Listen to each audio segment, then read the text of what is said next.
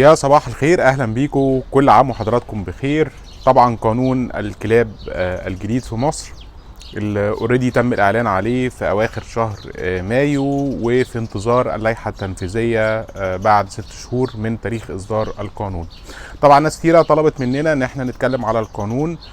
احنا اتاخرنا شويه، يمكن في ناس كتيره اتكلمت عليها باستفاضه، ولكن احنا مش حابين نتسرع. احنا حاليا في مرحله تجهيز الحلقه عن شرح القانون، شرح العقوبات، شرح الاجراءات، جدول الممنوع من الكلاب والمسموح من الكلاب، ولكن في مرحله البحث يعني زي ما يقولوا كده البحث عن الحقيقه. عايزين نوصل للكلام المظبوط، سواء من الخبراء، سواء من الجهات المعنيه، سواء من الجمعيات المختصه بشؤون الكلاب عامه في مصر، وهل هم عملوا اي اجراء بالنسبه يعني محاوله التفاوض في الانواع المحظوره اللي هي لغايه دلوقتي هي مش محظوره، هي هتبقى محظوره بعد تطبيق اللائحه التنفيذيه. ف يعني نعتذر لكم، ومحتاجين ان احنا ناخد بس فتره حد اقصى اسبوع، والحلقه حاليا تحت التجهيز. ولكن انت مطالب دلوقتي من ساعه القانون ومن قبل القانون. لو تفتكروا برضو كان في قانون من سنه ونص تم اصداره ان الكلب بتاعك يكون مرخص ايا كان نوعه بقى، محظور مش محظور، كلب لولو، كلب بومبرينيان اصغر كلب في العالم، كلب جيرمان روت، ما ينفعش يبقى كلبك غير مرخص. طول ما انت معاك الرخصه محدش يقدر يجي يكلمك. لو جه قال لك باشا القانون الجديد بيقول لك الكلب ده مشيه، قول له اللائحه التنفيذيه ما طلعتش. فعشان ما حدش بس يضحك عليك ويشتغلك ويقول لك لا ده في قانون نزل ومشي الكلب من بيتك. ما يقدرش حتى ان هو يستعين بالقوه التنفيذيه او يتصل بالشرطه ويقول الكلب ده محظور. الشرطه هتقول له ما عنديش لائحه تنفيذيه اساسا ان انا اطلع الكلب ده بره. بس لو الشرطه جت ولقت ان الكلب غير مرخص ده موضوع تاني، لان ده قانون قديم اساسا. فما تدخلش نفسك في حوارات ان انت كلبك مش مرخص. طب ايه الترخيص؟ الترخيص بيبتدي من سن ال4 شهور، اول ما الكلب يبتدي ان هو عنده القدره للحصول على تطعيم الريبز او تطعيم السعار. كلبك بقى صغير، كلبك كبير في السن، لازم يطعم ولازم يرخص. ما ينفعش الرخصه تطلع بدون تطعيم السعار. الرخصه دي هي اللي في ايدي النهارده من وزاره الزراعه، الهيئه العامه للخدمات البيطريه، الاداره العامه للصحة العامة والأمراض المشتركة، وعليها رقم مسلسل 33907. طبعا انت كل كلب ليه رقم مسلسل. رقم المسلسل ده بيبقى مربوط باسمك انت كمالك وصاحب الكلب ونوع الكلب.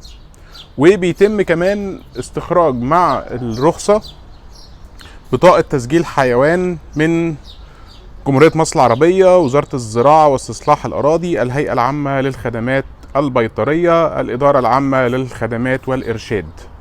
رقم الحيوان، الاسم، السن، تاريخ الميلاد، الجنس، السلالة، اللون، اسم صاحب الكلب، والرقم القومي لصاحب الكلب، وعنوان صاحب الكلب. وبيتم لزق تطعيم السعار ويتم استخراج الرخصة.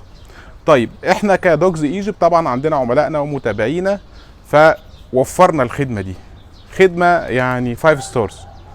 ان الرخصة هتجيلك لغاية عندك، هيتم تطعيم الكلب بتطعيم الريبز او تطعيم السعار، ويتم تسليم دفتر التطعيمات من الهيئة العامة للخدمات البيطرية، ويتم لزق الملصق الخاص بتطعيم الريبز، وتسليم حضرتك رخصة الكلب صالحة لمدة سنة من تاريخ التطعيم او من تاريخ الاستخراج.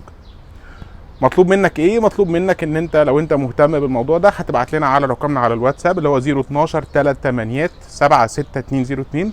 تتكلم عن تستعلم على التكلفه. انت مش بتروح في اي حته، انت الدكتور بيجي لك، واللي بيجي لك مش مندوب، ده بيجي لك دكتور بيطري بيلقح الكلب بعد الكشف عليه. يعني مش بيدي وخلاص. لما انت لازم عشان ادي للكلب التطعيم السعار لازم اتاكد من حالته الصحيه، درجه حرارته، الحاله العامه، يتم الكشف البيطري على الكلب، قياس درجه الحراره، اعطاء تطعيم السعار، تسليم حضرتك الدفتر، تسليم حضرتك الرخصه. على الواتساب قبل ما بنجيلك بتكون باعت لنا اسم الحيوان، نوعه ولونه، وبعت لنا صورة بطاقة الشخصية الخاصة بحضرتك. خلال 48 ساعة ل 72 ساعة بيكلمك الطبيب البيطري لتحديد موعد الزيارة والتلقيح واستخراج الرخصة. يعني هو بيجي لك بالرخصة. لو محتاجين تعرفوا التفاصيل والاجراءات ابعتوا لنا على رقمنا على الواتساب 012 38 76202. قول عايز اعرف تفاصيل استخراج الرخصه. كمان لما الدكتور يجي لك لو عايز تدي تطعيم السماني، تطعيم تنشيطي، لان برضو مهم جدا ان اما بيحصل اجراء او يحصل مشكله، حصل مشكله حد من جيرانك بلغ عنك الكلام ده كله، ما ينفعش يبقى الكلب مطعم سعار بس، لازم يكون مطعم سعار ومطعم الامراض الفيروسيه. يعني ما ينفعش تبقى مثلا من ساعه ما الكلب اتولد خلاص انت اديت له التطعيم، والنهارده بقى له عنده سنه او سنتين وبقالك سنتين ما بتديش تطعيم فيروسي، انت كده برضو عندك مشكله. فلازم يكون حاصل على التطعيمات الفيروسيه والتطعيمات الخاصه بالريبز او السعار. وكمان متاح خدمه مع الفت او مع الدكتور اللي بيجي لك الديدان، عندك مشكله ديدان، عندك مشكله حشرات، كله ده متاح. وكمان عندنا خدمه جميله جدا دلوقتي ان لو في مشكله صحيه بعيدا عن الترخيص الدكتور يجي لك وبيعمل كشف بيطري وبيديك العلاج المظبوط. ابعتوا لنا على الواتساب لمعرفه التكلفه والتفاصيل، تبعت لنا اسم حضرتك، رقم التليفون، نوع الكلب، بنرد عليك. لو كونفيرم تبعت لنا صوره البطاقه والدكتور بيكلمك بعد 48 ساعه. كان معاكم احمد باهر من دوجز ايجيبت، شكرا ليكم، سلام عليكم ورحمه الله وبركاته. لا تنسوا الاعجاب بالفيديو والاشتراك في القناه تشجيعا لنا لنستمر بنشر المزيد إن شاء الله.